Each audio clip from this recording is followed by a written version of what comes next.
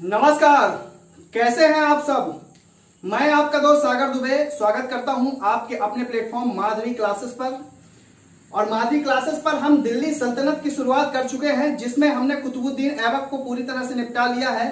इल्तुतमिश के पहले चैप्टर को हमने निपटाया है। यदि आपने कुतुबुद्दीन ऐबक, इल्तुतमिश, मोहम्मद गौरी और महमूद गजनवी को नहीं देखा है तो उसके लेक्चर क्वालिटी कंटेंट के साथ, प्रीवियस क्वेश्चन के मिक्सअप के साथ हमारी प्लेलिस्ट में पड़े हैं। आप एक बार देख लें। प्रीलिम्स और मेंस दोनों का काम यही हो जाएगा, आपको भटकने की जरूरत नहीं है। तो आज हम शुरू करने वाले हैं दिल्ली सल्तनत, और दिल्ली सल्तनत के दूसरे किरदार इल्तुतमिश से। यदि इल्तुतमिश शुरू करने से पहले एक छोटा सा मैसेज आप सभी को, मेरा आपसे अनुरोध है कि आप सभी भारतीय आर्मी को सपोर्ट करें, भारतीय आर्मी के अमृत बलिदान की प्रशंसा करें, और अगले 24 घंटे तक हर एक की डीपी, हर एक का स्टेटस केवल आर्मी के नाम होने चाहिए। कोई भी मनोरंजन नहीं, कोई भी अन्य चीजें नहीं। Boycott China, Indian Army, salute to Indian Army, इसका मैसेज दे देना है। हम सभी भारतीय को इकट्ठा होकर एक ही मंच से चाइना को यह मैसेज दे देना है कि हम सब एक हैं। देश में छुपे थोड़े जो शरारती तत्व हैं उनसे भी मेरी अपील है कि पर्सनल और व्यक्तिगत नीचे स्तर की जो आपकी सोच है उसे ऊपर उठाएं, ज्ञानार्जन करें, ज्ञान का विकास करें और जानें कि हमारी आर्मी इस समय सबसे लोहा लेने के लिए तैयार है। और चाइना की इतनी हिम्मत नहीं है कि वो हमारी आर्मी पे डायरेक्ट वार कर सके, इसीलिए वो छुप के वार करता है।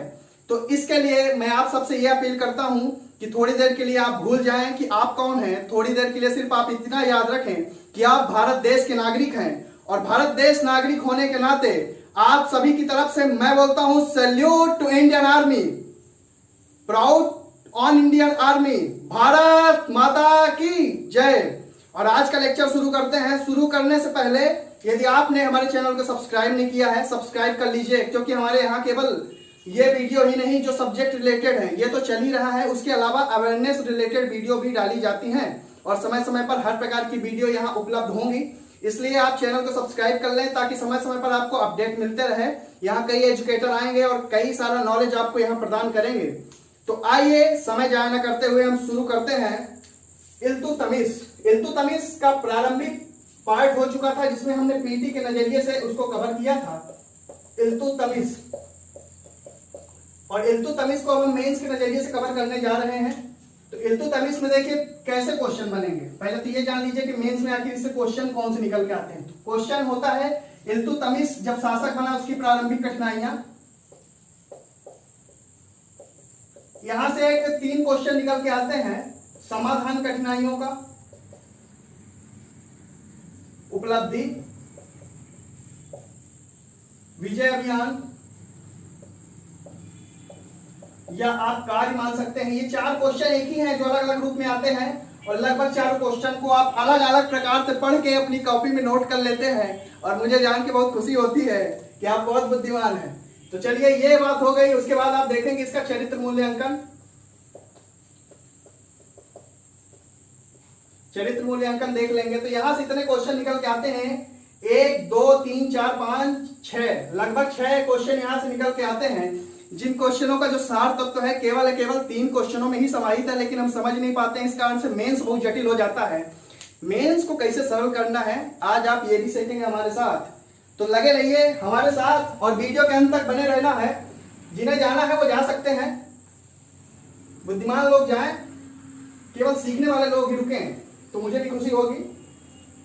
जो लोग अपने आप को ज्यादा बुद्धिमान मानते हैं, सीखने की इच्छा नहीं है, वो जा सकते हैं, क्योंकि यहाँ हम लोग सब डेटा रिसर्च करके दे रहे हैं, क्वालिटी कंटेंट प्रोवाइड कर रहे हैं, तो यहाँ पढ़ाई से कोई मजाक नहीं। तो देखिए इल्तुतमिश की प्रारंभिक कठिनाइयों की हम बात करते हैं, जो क्वेश्चन बनेगा कि प्रारंभिक कठिनाइयां क्या है। तो सबसे पहले जान लीजिए क्या कठिनाइयां। नासिरुद्दीन कुबाचा जो कि निरंतर इस पर नजर बनाए हुए था कि इसके क्षेत्र को कब हम हड़प लेंगे। तो नासिरुद्दीन कुबाचा, तो आप पहले लिख लीजिए नासिरुद्दीन कुबाचा का संघर्ष। आखिर संघर्ष कैसे हो रहा था। नासिरुद्दीन कुबाचा बार बार चैलेंज कर रहा था, सीमा के अंदर घुसने की कोशिश कर रहा था। और ये नासिरुद्दीन कुबाचा कौन है, ये सब मोहम्मद गौरी के गुलाम हैं। फिर उसके बाद याल्दौज, ये गजनी का है। गजनी का सूबेदार रहता है। सूबेदार क्या होता है? शासक के अंतर्गत शासक, ये सूबेदार रहता है। ये भी क्षेत्र हड़पने में लगा रहता है इल्तुतमिश का। दिल्ली शिवालिक श्रेणियों वाला भाग, उत्तर प्रदेश का भाग, लाहौर वाले भाग के अंदरूनी भाग पर पंजाब बठिंडा वाला क्षेत्र इल्तुतमिश के अंडर में रहता है। और इसकी पैनी नजर रहती है कि हम उस क्षेत्र को जल्दी ही हड़पेंगे, इसलिए इल्तुतमिश को बहुत परेशान करता है। और आगे चल के होगा तराइन का थर्ड युद्ध, जो आप बहुत ही आसानी से पढ़ लेते हैं लेकिन उसके पीछे का बैकग्राउंड नहीं जानते। सूबेदार हो गया यादव, फिर उसके बाद हो गया आप देखेंगे राजपूत विद्रोह होते हैं, राजपूत विद्रोह होते हैं। और उसके बाद सीमावर्ती प्रांतों की सुरक्षा का दायित्व रहता है। एक एक टॉपिक हम लेते हैं, समझाते चलते हैं ताकि आपको टाइम भी ना लगे और बहुत सारा कंटेंट आप समझ लें। देखिए नासिरुद्दीन कुबाचा, नासिरुद्दीन कुबाचा जो है वैसे सिंध मुल्तान क्षेत्र में था।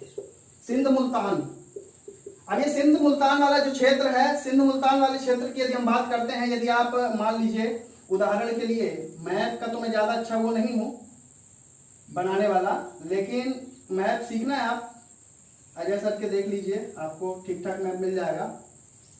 देखिए ये जो क्षेत्र होता है ना, ये अफगानिस्तान पाकिस्तान, ये सिंध और ये मुल्तान अफगानिस्तान के पास में, तो सिंध और मुल्तान क्षेत्र में यहां रहता है नासिरुद्दीन कुबाचा। और ये लगातार इसके क्षेत्र में आक्रमण की कोशिश करता है और बार बार परेशान करता है। फिर बात करते हैं ताजुद्दीन यादव।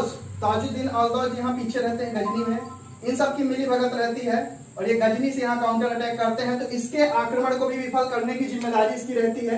राजपूत विद्रोह में देखें तो ये जो राजस्थान वाला क्षेत्र है, गुजरात वाला क्षेत्र है, यहाँ पे आप देखेंगे अजमेर, सांभर, अजमेर सांभर के मुख्यतः राजपूत परेशान करते हैं। अन्य क्षेत्र आप देख लेंगे तो अन्य क्षेत्रों में भी राजस्थान के सटीक क्षेत्रों में, सीमावर्ती क्षेत्रों के जो राजपूत रहते हैं उनमें प्रमुख अजमेर और सांभर में रहते हैं। यहाँ मेद और चौहान राजपूत रहते हैं जो इन्हें परेशान करेंगे, लेकिन इनसे भी ये निपटेगा। ये प्रमुख चुनौती रहती है इनके सामने। सीमावर्ती प्रांतों की सुरक्षा में आप देखेंगे कि ख्वारिज्म के शाह की भी पैनी नजर रहती है इल्तुतमिश। ख्वारिज्म का क्षेत्र तो आप जानते ही, अफगानिस्तान के आगे ख्वारिज्म का क्षेत्र पड़ता है और उसके भी आगे पड़ता है मंगोल क्षेत्र। तो मंगोल आक्रमण यहां पे लिख लीजिए, 5वां पॉइंट आप बना लीजिए, यहीं से पॉइंट निकलते हैं और आप मेंस बहुत ही कठिन तरीके से पढ़ते हैं लेकिन सब व्यवहारिक है, बहुत इजी है। मंगोल आक्रमण होता है, आप जानते हैं चंगेज खां इसके समय में आता है मांगवर्णी का पीछा करते करते, और मांगवर्णी इल्तुतमिश से सहायता मांगते हैं, लेकिन चंगेज खां के मैसेज पर इल्तुतमिश मांगवर्णी को सहायता नहीं देते हैं, वापस लौटने के लिए कहते हैं। तो मंगोल आक्रमण से सुरक्षा का दायित्व भी इस पे रहता है। तो 5-6 आप जितने पॉइंट बनाना चाहें इसे बना सकते हैं। और ये है मेंस बनाने की कला। और बनाना है और बना लीजिए। ये बंगाल बिहार की चुनौती, अली मर्दन खां की हत्या हो जाने के बाद यहां भी स्थितियां सामान्य नहीं रहती हैं, तो ये भी इसके सामने चुनौती रहती है। और चुनौतियों का समाधान ये कैसे करता है ये भी देखते हैं, लेकिन आप ये पॉइंटों को एक बार देख लें, नजर में बैठा लें, क्योंकि हम यहाँ फटाफट करने वाले हैं। और हाँ, कुछ लोगों को तकलीफ है मैं बहुत फास्ट बोलता हूं, तो भाई मेरे जो काम 25 मिनट में किया जाता है वो काम यदि 15 मिनट में कर लेते हो तो क्या तकलीफ है, 2x में देखना नहीं पड़ेगा। तो चलिए ये चीजें हैं इल्तुतमिश की कठिनाइयों में। आई होप आप इसको लिख लेंगे, इससे ज्यादा बताया जा सकता है, लेकिन आप इतनी चीजें यदि लिख लेते हैं तो ये भी आपके लिए बहुत पर्याप्त है। क्वेश्चन की अगली प्रगति पे बढ़ते हैं। इन कठिनाइयों का, इन समस्याओं का समाधान कैसे करते हैं? तो देखिए, समस्याओं के समाधान से ही आप समस्याएं निकाल लेंगे। जब जान जाएंगे समस्या का समाधान हुआ है तो उसे समस्या न बना लेंगे आप। अजीब बात करते हैं कुछ लोग, जैसे बात कर रहे हैं इस समय कि हम चाइना के सामने कहीं से कहीं कुछ नहीं है। अभी एक मेरे पास मैसेज आया था, एक बेहतरीन टॉप क्लास मोटिवेटर है, अपने आप में दुनिया नहीं मानती, वो अपने आप को मानते हैं और कहते हैं कि हम चाइना के आगे कुछ से कुछ नहीं है। तो देखिए, चाइना के आगे की जो स्थिति वो बता रहे हैं कि चाइना इतना मजबूत है, तो वो भ्रम की स्थिति में है, भ्रम की स्थिति में है। चाइना एक्चुअल में नासिरुद्दीन कुबाचा के हालात में है, लेकिन उसको चंगेज खां शो किया जा रहा है। आप खुद सोचें कि चाइना इतना मजबूत होता तो उसे नेपाल की जरूरत पड़ती, पाकिस्तान की जरूरत पड़ती? नहीं पड़ती। नेपाल और पाकिस्तान के तो पैर पकड़ रहा है और भारत से टक्कर लेंगे ये। 1979 के आसपास जब वियतनाम ने करारा थप्पड़ मारा था तब कहाँ गई थी ये हेकड़ी। अभी हमने डोकलाम में भी लताड़ा, हर जगह तो लताड़ रहे हैं। तो देखिए इस प्रकार की मानसिकता से आप बचें।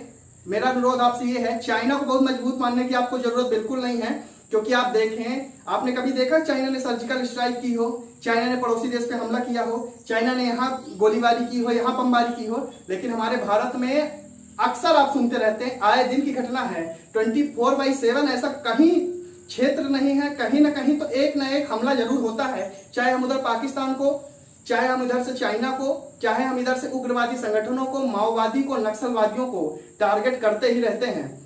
तो आप भारतीय आर्मी को पूरी तरह से सपोर्ट करें, भारतीय आर्मी के समर्थन में पूरी तरह से रहें, अन्यथा आप कितने पढ़े लिखे हैं यहां से ये शो हो जाता है। टिकटॉक आपको रोजगार नहीं देगा बहुत दिन तक। टिकटॉक का तो सबसे पहले बहिष्कार होना चाहिए, लोगों को खूब बर्बाद करके रखा है। तो देखिए इल्तुतमिश की कठिनाइयां,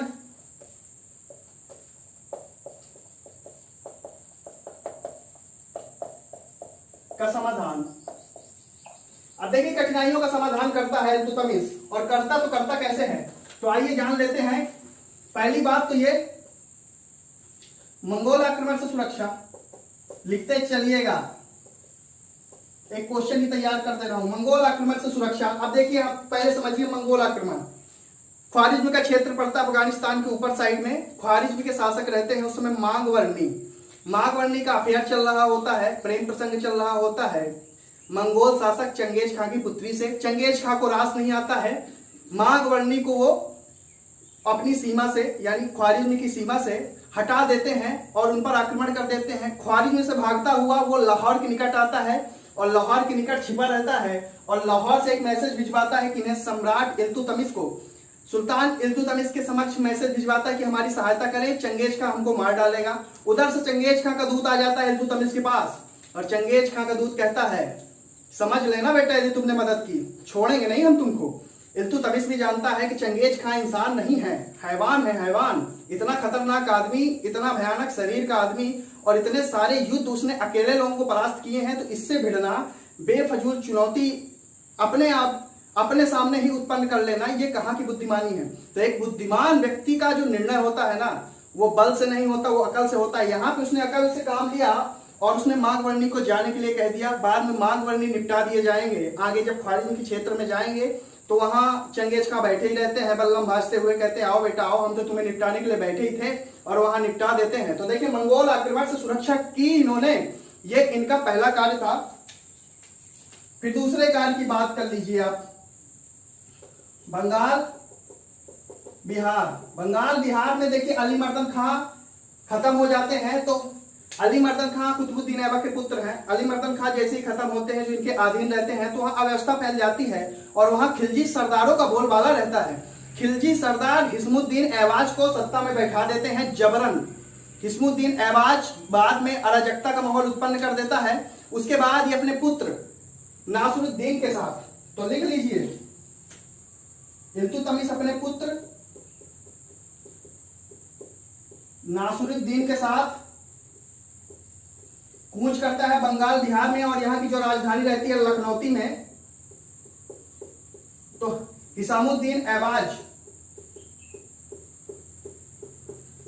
को यहाँ परास्त कर दिया जाता है। यह बात है 1226 की, और 1229 तक ये सूबेदार रहता है यहाँ पे नासरुद्दीन। लेकिन जैसे ही नासरुद्दीन खत्म होता है, खिलजी सरदार फिर मध्यस्थता करते हैं और मलिक बल्का को वहां सत्ता में बैठा देते हैं। मलिक बल्का भी बार बार चुनौती देते हैं, फिर इल्तुतमिश सेना लेके जाते हैं और मलिक बल्का को भी परास्त कर देते हैं और बंगाल बिहार का क्षेत्र पुनः अपने क्षेत्र में मिला लेते हैं। पहले भी हालांकि इन्हीं का क्षेत्र था, लेकिन अली मर्दन के जाने के बाद यहाँ विद्रोह हो गया था, इसलिए बंगाल की पुनर्विजय इसे कहा जाता है। फिर आप देखेंगे, फिर तीसरा पॉइंट आप देखें, तराइन का तृतीय युद्ध। देखिए यालदौज परेशान करता है बहुत ज्यादा, और यालदौज से फिर 1215 में तब युद्ध होता है जब ख्वारिज्म के शाह रहते हैं जमालुद्दीन। ख्वारिज्म के शाह रहते हैं जलालुद्दीन या जमालुद्दीन, दोनों कहते हैं। जलालुद्दीन ख्वारिज़मी क्षेत्र से आते हैं, यालदौज को उधर से लताड़ते हैं, यालदौज लाहौर क्षेत्र में पहुंच जाता है। और जब लाहौर क्षेत्र में पहुंच जाता है, चूंकि लाहौर क्षेत्र की जो सत्ता है इल्तुतमिश अपने क्षेत्र में मानते हैं, वहां अपना कब्जा मानते हैं, तो ये उन्हें अच्छा नहीं लगता है और वो इंतजार करते हैं कि जैसे ही अंदर घुसेगा, तराइन के क्षेत्र में आएगा तो हम इस पे आक्रमण करेंगे। यही गलती करता है यालदौज, अंदर आता है और सोचता है कि इल्तुतमिश का क्षेत्र हड़प के हम यही रहने लगते हैं। तो अंदर आएगा और तराइन के युद्ध में परिणत हो जाएगी ये बात। 1215 में यालदौज और इल्तुतमिश आपस में भिड़ेंगे, यालदौज परास्त कर दिए जाएंगे और यालदौज का खेल यहां से खत्म हो जाता है। तो देखिए यालदौज गजनी का क्षेत्र जो रहता है वो भी इसके अधीन में आ जाता है। फिर बात करते हैं नासिरुद्दीन कुवाचा। इतना विजय अभियान लिख लीजिए, इतना कोई पढ़ाता नहीं है, मैंने खुद भी नहीं पढ़ा था एक टाइम पे। ये बहुत रिच कंटेंट है, एक जगह कभी नहीं पाएंगे आप। तो नासिरुद्दीन कुवाचा देखिए कहाँ का रहता है, सिंध मुल्तान वाला क्षेत्र जो आपको दिखाया वहां का शासक रहता है। ये भी चाइना की तरह बार बार फुदकता रहता है और इल्तुतमिश को परेशान करता है। तो 1217 में जब इल्तुतमिश इसके क्षेत्र में जाते हैं तो ये लाहौर भाग जाता है, लाहौर क्षेत्र से भाग जाता है, सिंध होते हुए लाहौर क्षेत्र से भागता है। 1217 की बात है। 1217 में ये आगे जाएगा और एक स्थान पड़ता है आगे मंसूरा। तो मंसूरा पे इल्तुतमिश के हाथों धर दबोचा जाता है और मंसूरा पे इल्तुतमिश बोलते हैं अब निपटा दें। तो वहां माफी मांगता है इल्तुतमिश, तब इसे छोड़ देते हैं इसलिए कि उसी समय मंगोल आक्रमण उनकी सीमा पे हो जाते हैं और वो व्यस्त हो जाते हैं मंगोल आक्रमण से सुरक्षा में। अब मंगोल आक्रमण से सुरक्षा पे व्यस्त हो जाते हैं, लेकिन धीरे धीरे फिर ये नजरें उठाएगा, परेशान करेगा और इल्तुतमिश इंतजार करते हैं कि किसी न किसी समय हम भी मौके का फायदा उठाएंगे, इसको निपटाएंगे और मौका मिलता है। अचानक से ख्वारिज़्म के क्षेत्र का जो विद्रोह है सिंध मुल्तान नासिरुद्दीन कुवाचा पे हो जाता है। उसी समय मंगोल ध्यान आकृष्ट करके सीधे नासिरुद्दीन कुवाचा पे टूट पड़ते हैं। इसकी स्थिति कमजोर हो जाती, ये सोचता है कि सब जाएंगे इल्तुतमिश से लड़ेंगे, लेकिन उल्टा इसी पे हावी हो जाते हैं। बाद में ये जब चले जाएंगे तो 1227 में इसकी स्थिति बहुत दयनीय हो जाती है। और 1227 की हम बात करें, 1227 में ये सिंध में भक्कर के किले में रहता है और भक्कर के किले में इल्तुतमिश सेना लेके पहुंच जाते हैं। एक के बाद एक जबरदस्त प्रहार करते हैं, परेशान हो जाता है और जब इसे बचने की कोई उम्मीद नजर नहीं आती है तो सिंधु नदी में कूद जाता है, लेकिन तैरना तो बनता नहीं जनाब से और डूब कर आत्महत्या हो जाती है, ऐसा इतिहास में कहा जाता है। लेकिन आत्महत्या नहीं है, ये एक्चुअल में बचना तो चाहता था लेकिन भय के मारे कूद गया, तैरना आता नहीं था और डूब कर मर जाता है। ये वास्तविक यथार्थ है जो किताबों में पढ़ने को मिलता है, मेरा विचार नहीं है। तो बंगाल बिहार क्षेत्र में अब देखिए राजपूत विद्रोह होते हैं। पांचवा राजपूत विद्रोह। तो देखिए राजपूत विद्रोह ऐसा होते हैं कि जो मोहम्मद गौरी और कुतुबुद्दीन ऐबक के समय में राजपूत कर दिया करते थे और टैक्स को बंद कर देते हैं और आवाज उठाने लगते हैं। और वो राजपूत कौन से क्षेत्र के रहते हैं? अजमेर, अवध, बदायूं, बनारस, कटहर, बहराइच, ये प्रमुख क्षेत्र रहते हैं, ये लिख लीजिए आप। तो इन क्षेत्रों के राजपूत बहुत परेशान करते हैं। और इसके बाद एक एक क्षेत्र में ये 1227 और 1230 की यदि बात करें तो 1227 में पहला आक्रमण होता है जिसमें इन क्षेत्रों को लगभग टारगेट करके 1227 से 1230 के मध्य में शांत कर दिया जाता है। तो देखिए यहां से यदि आप क्वेश्चन निकालते हैं तो अजमेर का दमन, अवध का दमन, बदायूं का दमन, बनारस का दमन, कटहर का दमन, बहराइच का दमन, 6 टॉपिक तो यहीं से निकल आते हैं। तो क्या ये मेंस के लिए पर्याप्त नहीं है? बहुत पर्याप्त है। स्मार्ट पढ़ाई कीजिए, पढ़ाई तो सब कर रहे हैं, मेहनत सब कर रहे हैं, लेकिन उस दिशा में नहीं कर रहे हैं जिस दिशा में चाहिए। और देखिए हिंदू विद्रोह भी होते हैं कई क्षेत्र में, ये मुख्यतः यूपी और मालवा के निकट वाले क्षेत्र में होते हैं, इनका भी दमन किया जाता है। तो ये देखिए ये सब है जो इल्तुतमिश की कठिनाइयां रहती हैं उनका समाधान है। इतने पॉइंट बहुत पर्याप्त है, इतने पॉइंट में आप आराम से बना लेंगे। तो इसको सीधे सीधे आपको नोट डाउन कर लेना है की पॉइंट में, आपके मेंस का रखा है आंसर तैयार हो जाता है, वो भी डायनामिक तरीके से। इतनी अच्छी इंफॉर्मेशन मैंने दे दी है, आपको सिर्फ सुनना है और लिख लेना है। तो देखिए ये कठिनाइयां हैं, कठिनाइयों का समाधान है। बाकी खींचने को तो इतना लंबा खींचा जा सकता है, पर केवल क्वालिटी कंटेंट ही खींचा जाए, बाकी तो आप खींचने के लिए बहुत है। फिर बात करते हैं इसके चरित्र का मूल्यांकन, जो कि एक पार्ट में यही निपटा लेते हैं। चरित्र का मूल्यांकन, क्वेश्चन ही है चरित्र का मूल्यांकन।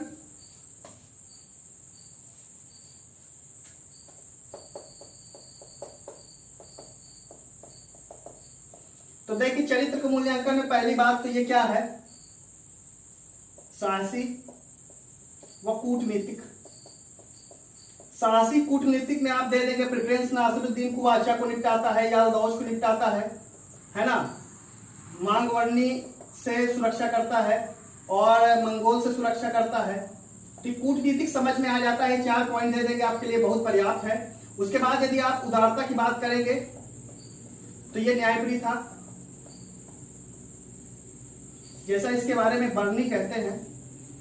बर्नी क्या कहते हैं, बर्नी ये कहते हैं कि संगमरमर के 2 शेर जिनके गले पे घंटियां लगी थी इसके दरबार के बाहर बंधे हुए थे। उन घंटियों के साथ में कोई भी व्यक्ति जिसे न्याय चाहिए होता था घंटी बजा लेता था, सुल्तान से डायरेक्ट संपर्क हो जाता था, उसे न्याय प्रदान हो जाता था, ऐसा कहा जाता है। इसमें आप प्रेफरेंस दे सकते हैं अलग अलग लोगों का, जैसे आप भूलजले हेग का दे सकते हैं,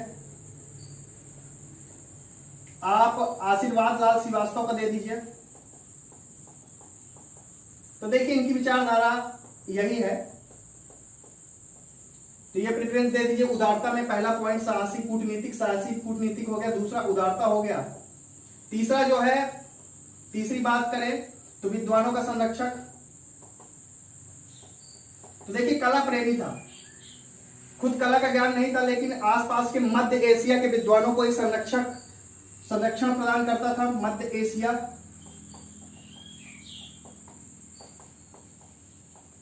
आप देखेंगे मिन्हास उल सिराज को, जिसकी पुस्तक है तबकात नासिरी, नासिरुद्दीन के जीवन पर आधारित तबकात नासिरी। फिर बात करेंगे महान सुल्तान। महान सुल्तान इसलिए कि इसे सुल्तान ए आजम की उपाधि दी जाती है।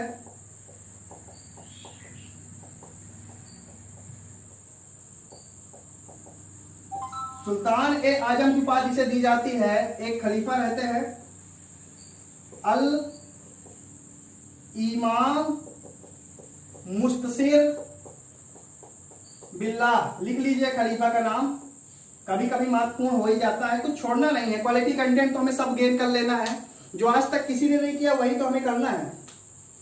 फिर बात करते हैं, ये हो गए 4 पॉइंट, तो इसको आप देख लीजिए। फिर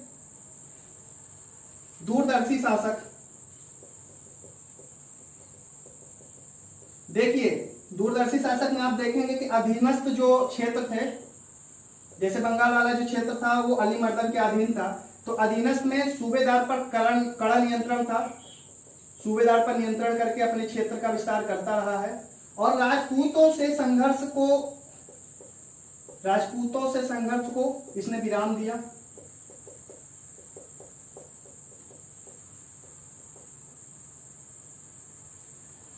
और देखिए ये राजस्व व्यवस्था के लिए भी इसने काम किया था। इक्ता प्रणाली चलाई थी जो बहुत महत्वपूर्ण है। इक्ता प्रणाली जो अपने आप में 20 वर्ड का क्वेश्चन बन जाता है। इक्ता प्रणाली मतलब क्या, मान लीजिए एक गांव है और गांव के राजस्व की वसूली के लिए पूरी की पूरी जमीन एक इसके अधिकारी या कर्मचारी को दे दी जाती थी कि आप यहां से सीधे सीधे लगान वसूलोगे और आप सेंटर में पहुंचाओगे यानी शासक तक पहुंचाओगे, तो ऐसी भूमि को इक्ता भूमि कहते थे।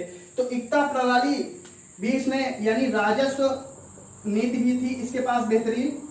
और जो ये इक्ता प्रणाली है इसका विवरण आपको सियासतनामा मिल जाएगा।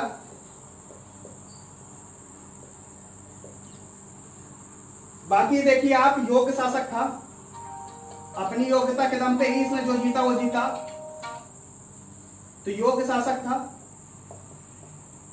अपनी योग्यता के दम पे ही आगे बढ़ता रहा। पहले ये गुलाम था और गुलाम से शासक तक का जो सफर रहा है तो ये केवल अपने दम पे ही इसने हासिल किया है। इसको कहते हैं आरसी त्रिपाठी। आरसी त्रिपाठी जी का ये विवरण है। तो इतने पॉइंट मेरे ख्याल से इनफ है, और भी पॉइंट बनाए जा सकते हैं, लेकिन ये मेंस का पूरा ओवरव्यू है। आप इस पे मेंस बना लेंगे, कोई भी मेंस बनाना है। वैसे ही एमपीपीएससी मेंस के लिए तो रामबाण है, यूपी पीसीएस या अदर स्टेट पीसीएस के जो मेंस के क्वेश्चन निकलते हैं यहीं से निकलते हैं। क्वेश्चन को घुमा दिया जाएगा, उपलब्धियों को, मूल्यांकन को, प्रासंगिकता को वर्तमान परिप्रेक्ष्य में जोड़ने से, तो इस तरह के क्वेश्चन बन जाएंगे। लेकिन चीजें आपको कठिन लगती है तो कठिन नहीं लगनी चाहिए। आप केवल ऐसे डेटा को ही पढ़े जो पेपर में डायरेक्ट हिट करता है। आपको फालतू की चीजें पढ़ने की जरूरत नहीं है। क्वालिटी कंटेंट ही पढ़े जहां पे सीधे सीधे क्वालिटी मटेरियल ही पुट करना है। फालतू की चीजें आपको यहाँ गद्य पद्य शैली इमला काखा गागा अंगा लिख के नहीं आना है। तो ये चीजें थी, ये चीजें आपने जान ली है। लेकिन मैं आखिरी में फिर कहूंगा कि भारतीय सेना का जो अमृत बलिदान है उसको भी हमें आगे बढ़ाना है। उसके लिए हमें सपोर्ट करना है। हम सबको एक समूह में इकट्ठा होना है, क्योंकि हम पढ़े लिखे मूर्ख नहीं बनना चाहते हैं। हम पढ़े लिखे जागरूक व्यक्ति बनना चाहते हैं। सिर्फ पढ़ाई जीवन में काम नहीं देगी, हमें जागरूकता के स्तर को भी उन्मुख करना है। ज्ञानार्जन के साथ साथ हमें जागरूक भी होना है। इसलिए आप मेरे साथ तैयार रहें, भारतीय सेना को जबरदस्त समर्थन देंगे। और ये टॉपिक यदि आपको पसंद आता है तो इसमें टॉपिक रिलेटेड कोई कमेंट नहीं होगा, सिर्फ जो कमेंट होगा वो सेक्शन होगा #सपोर्ट इंडियन आर्मी, भारत माता की जय, वंदे मातरम, जय हिंद। तो आज के लिए बस इतना ही। एक बार फिर उन वीर सपूतों की शहादत को दिल से नमन। और इसके लिए मेरे साथ आप बोलेंगे भारत माता की जय।